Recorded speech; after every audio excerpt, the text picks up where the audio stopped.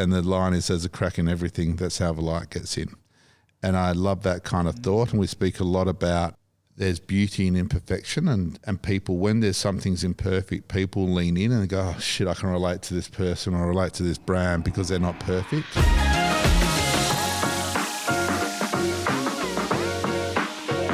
Hello and welcome back to MVP, the Marketer's Most Valuable Podcast by State of Social and Dear Storyteller. We are recording live here at Optus Stadium during the conference State of Social 2022.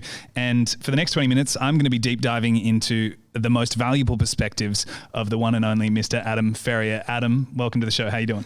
Good. We're recording this live. But people aren't watching this live, are they? That's right. They're going to get the edited version. Yeah. We're going to cut out all the bad bits. Yeah, so how can you not record it live? That's a true thing.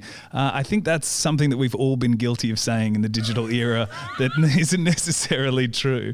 But we've just come out from watching your speech, one of the opening keynotes of State of Social 2022, where you talked about minimum viable process.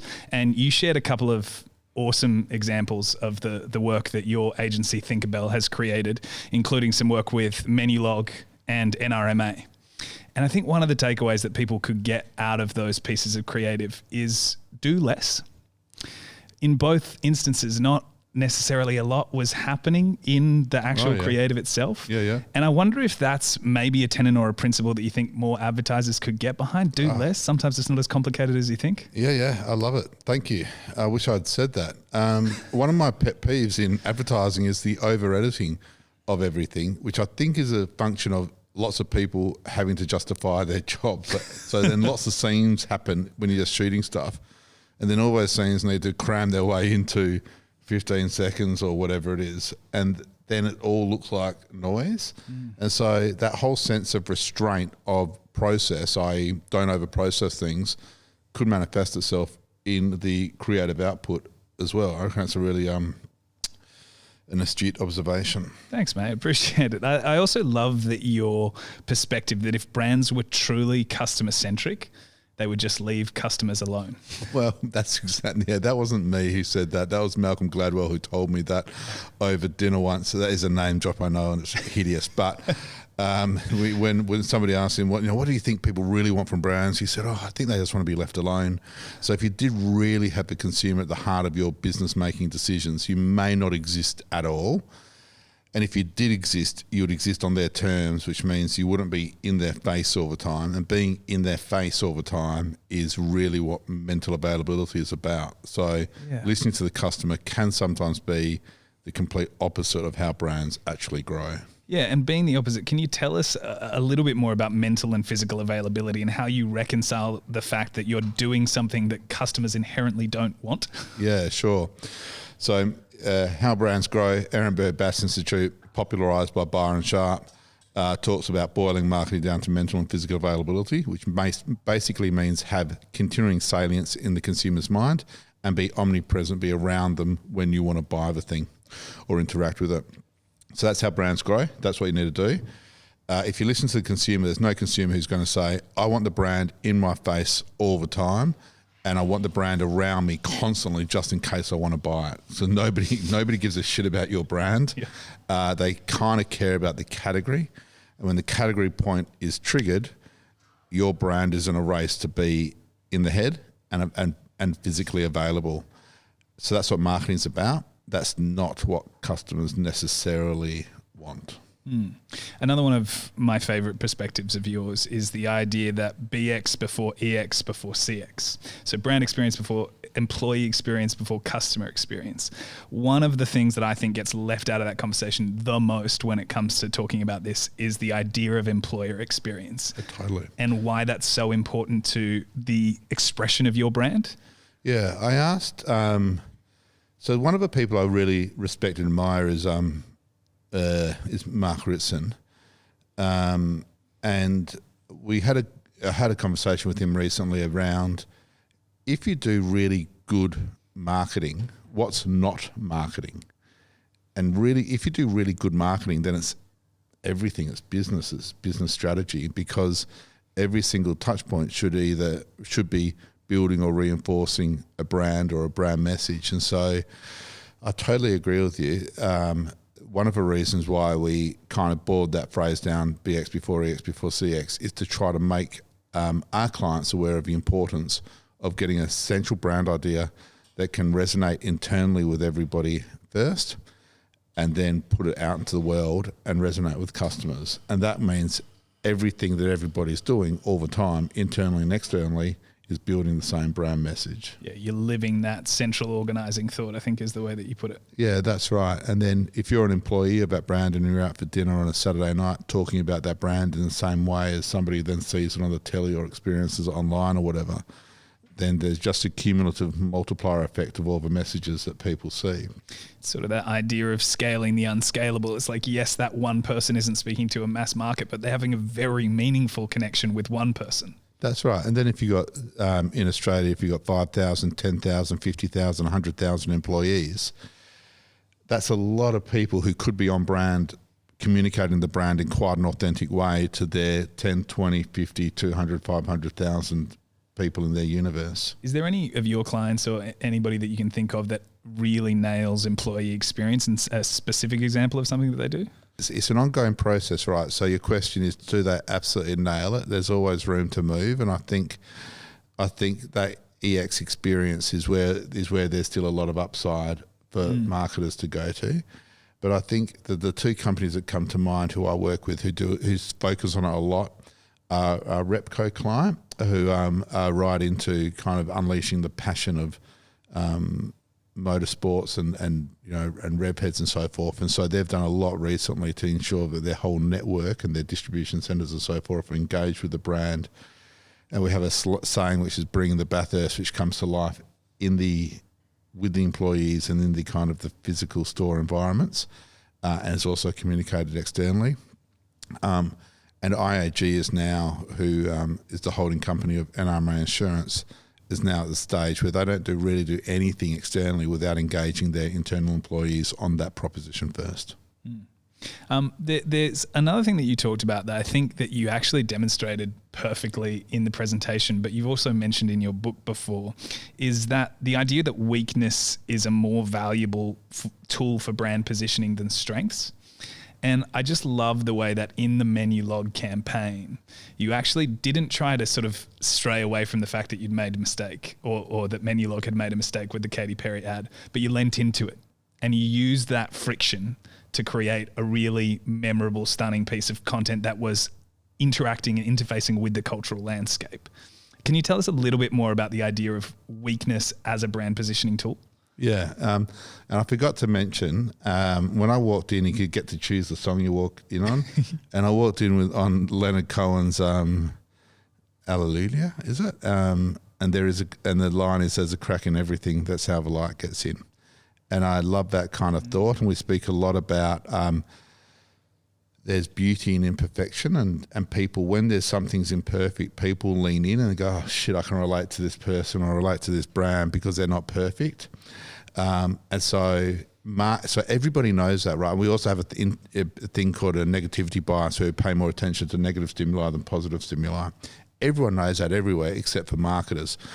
Marketers of brands are still obsessed with often presenting a glib, superficial, vainglorious image of themselves, and they haven't read Brené Brown, or they have, but personally, but not for their brands. And so, if a brand can be weak or porous or admit faults and apologise and things like that, people lean into that kind of shit. They go, "Oh, I resonate with that. I like that. Nothing's perfect. In fact, humans hate perfection, and we kind of shy away from things when they do seem too perfect." So what's a really interesting conversation is talking to marketers about how they don't have to be perfect, and how consumers will like them more or respect them more or have a conversation or lean in a little bit more if they kind of just open up about their imperfection a little bit. And then it can be truly business transformational when that happens. So the menu log example is a lovely example of that at a kind of campaign level. But you think about Avis, we're number 2, so we try harder. Just, a famous Classic. example from over time, but it's not just a beautiful ad campaign. That had an impact on, coming back to BX before EX before CX. That had a fantastic impact on all of their employees as well, who tried harder because they were number 2 and they wanted to become number 1. So better service and quicker service and all that kind of stuff. I love that. So we're going to jump in and ask some quick fire questions. We're going to talk to all of the speakers about over the course of the conference. Your answers can be as long or as short as you want, but here we go. Question number 1 is, where do you go to learn more about marketing? I like to put on conferences and podcasts and things like that, because then I get to invite guests in who I get to talk to and learn about stuff. So that's the reason why I've got the podcast, so I get to learn and that kind of thing. So I invite people in.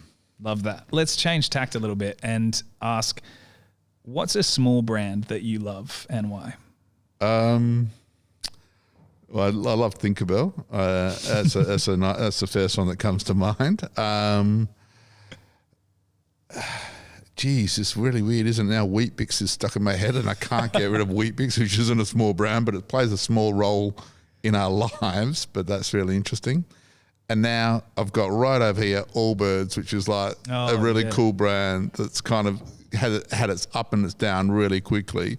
The one thing about imperfections that I think is really fascinating is this idea of kintsugi, which is this Japanese form of pottery where if a plate smashes, you put it back together, but with gold filament in the cracks. That's right. So that the weakness, the brokenness is actually part of the beauty moving forward. That's right. So there's 2 concepts there in the Japanese culture. There's wabi-sabi, which literally means beauty and imperfection. So the bowl's wobbly to start off with and looks old.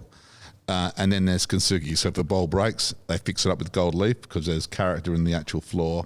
And there's lots of different evidence of that across different cultures and so forth, of there being this kind of concept of beauty and imperfection. But we shy away from it and we present an overly perfect image of ourselves often, which causes all sorts of issues. But in brand world, it ends up being these kind of glib, superficial brands.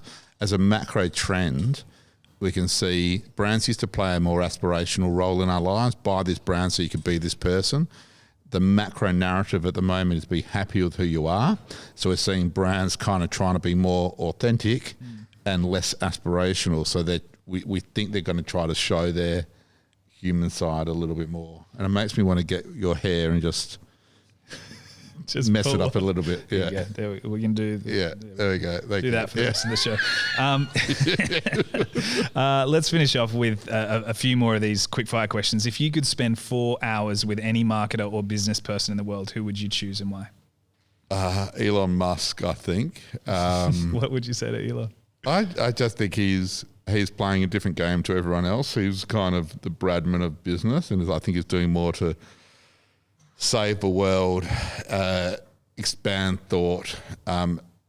He's the person of our time, and I would love to just hang out with him. I mean, I'm sure he'll be quite an irritating, unlikable person, but I reckon I could learn something from him. I reckon I could learn a lot, but he was so, anyway, him. Love that. Is there an emerging customer behavior that you think will be highly influential over the next decade? I think there's. I'm kind of really interested in this concept of reactance. So if you tell somebody what to do, and you're too literal with that, then people kind of form counter arguments in their mind. And now that they can counteract, you can easily act against a brand as well. Now you get online and so forth, and you can start to put out negative messaging about a brand. I reckon there's something interesting happening there, where it's not just important to get people to like you, but it's also important not to build reactance by pissing people off. Interesting. Is there a major public opinion that has recently flipped, where you felt or noticed that marketing and communications played a crucial role?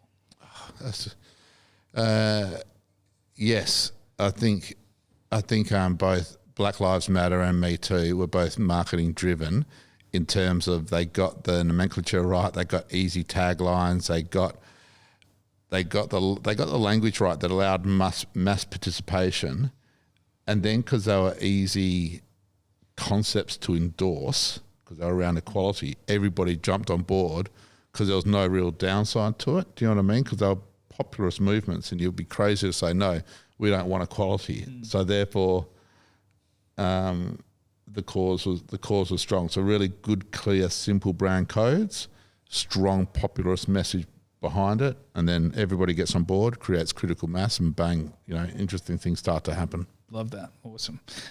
Last question before we give you a little gift to end this podcast. When you think of the term... I shudder to think what that gift is. When you think of the term prized possession, what's the first branded thing you own that comes to mind? And I'll give you a little follow-up while you think about it. Something's landed in the brain. Yeah. Do you remember a specific ad or piece of marketing that convinced you to buy it?